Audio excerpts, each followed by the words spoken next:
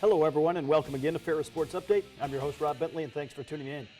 On today's show we'll recap Bulldog football, hockey, and volleyball as all three teams took on Michigan Tech this past weekend, and we'll start with Bulldog football and head coach Tony Annese. And coach, welcome back, and I know you're happy to be home after a couple long back-to-back road trips. Yeah, it's my pleasure, Rob. Yeah, it was two undefeated teams and two long trips. I did the math from Columbus to Houghton. It's 13 hours, so we went as far south as we typically go in our league, and as far north, have two amazing victories.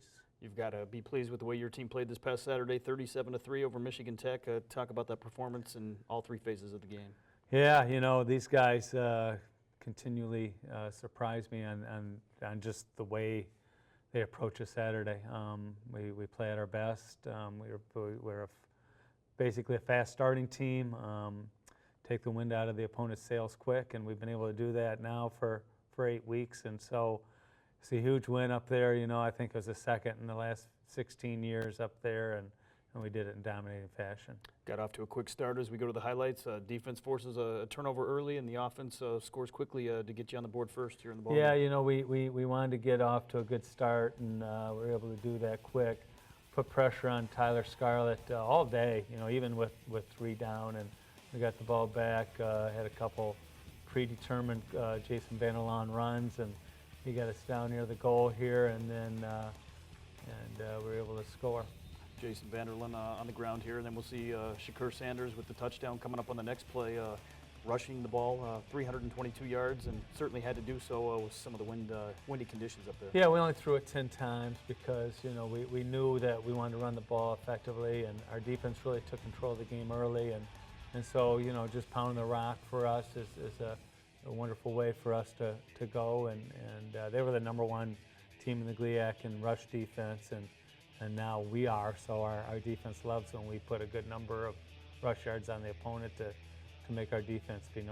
So you allowed just 87 yards rushing to Michigan Tech, and then we see Jason Vanderlaan with an impressive play here, became the school's all-time leader in total offense. All-time leader in total offense. He's kind of mowing down the record books. I think he's going to be our all-time leading rusher here pretty soon too. So Jason Vanderlaan's name's going to be all over our records over the course of his career, and he's still got a year left. See one of the few throws on the day here. Great catch by Jamel Lockett in the corner of the end zone. Jamel's first touchdown of the year, believe that or not, but Jason did a nice job throwing the ball on a route that really was a man-beating route. Another turnover here by Michigan Tech early in the second half, and you're able to score and really turn it into a 3 or 4 score ball game at this point. Credit to Trevor Birmingham there.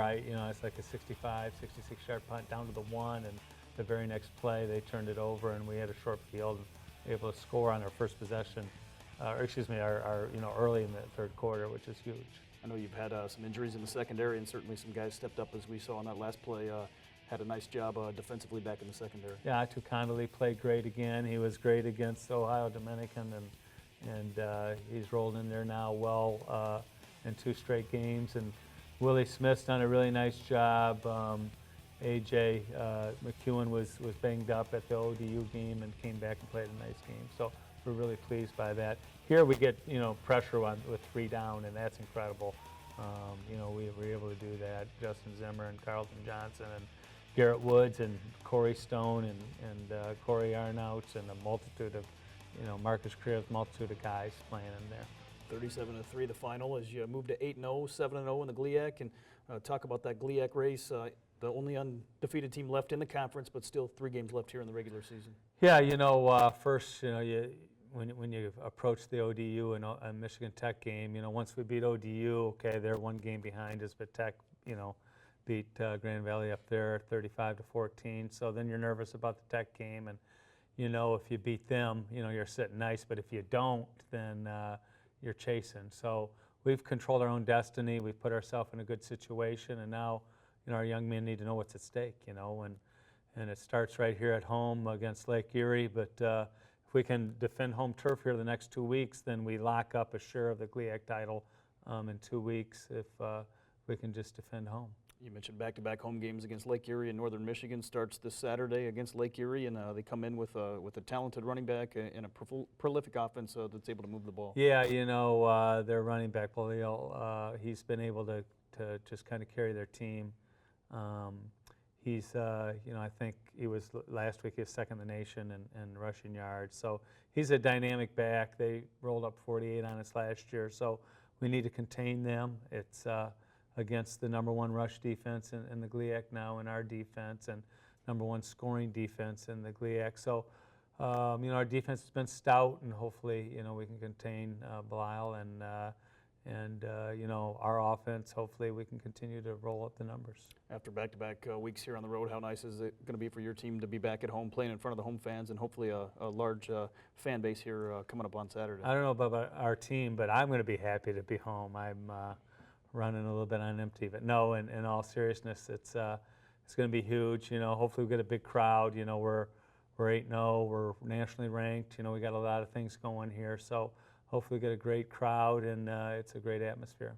Speaking of homes, while you were gone this past weekend, a new home for the football team inside the remodeled locker room. Talk about that project and the support that you've received for that. Yeah, a bunch of guys have helped us put in a new locker room at a pretty difficult cost. We've done some things as far as cutting costs in certain areas, but it's an awesome locker room. So without naming names of all the people that have helped, we put brand new lockers in there that typically go at the rate of like $1,000 a locker. We didn't pay that much, but we're looking for donors now who will sponsor the locker, former players who can put their name on their number, like number 8, Butch Jones, former player who or number 8.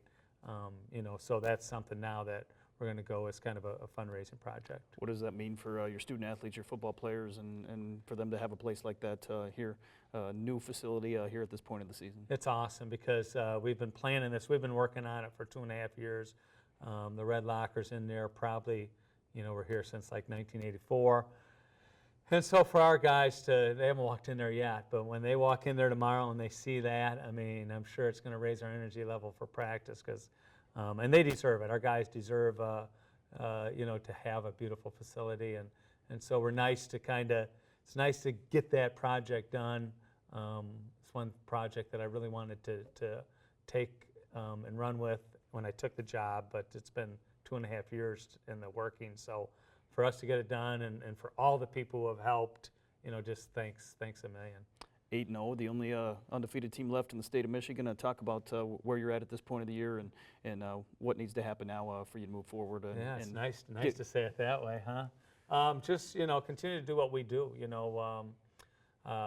People are always cautious, but I don't expect any letdown from this team. I expect, I said it last week and I'll say it again, for 8 weeks, there's nobody been better in the nation at just doing their work and doing the things they need to do on a Saturday evening or afternoon to play their best ball. And we've been doing it in dominating fashion, and it's a credit to our young men. Well, Coach, best of luck on Saturday against Lake Erie, noon kickoff, and looking forward to seeing the Bulldogs back at home. Yeah, we're happy to be home. Thanks, Rob. We'll be back with more Ferris Sports Update right after this.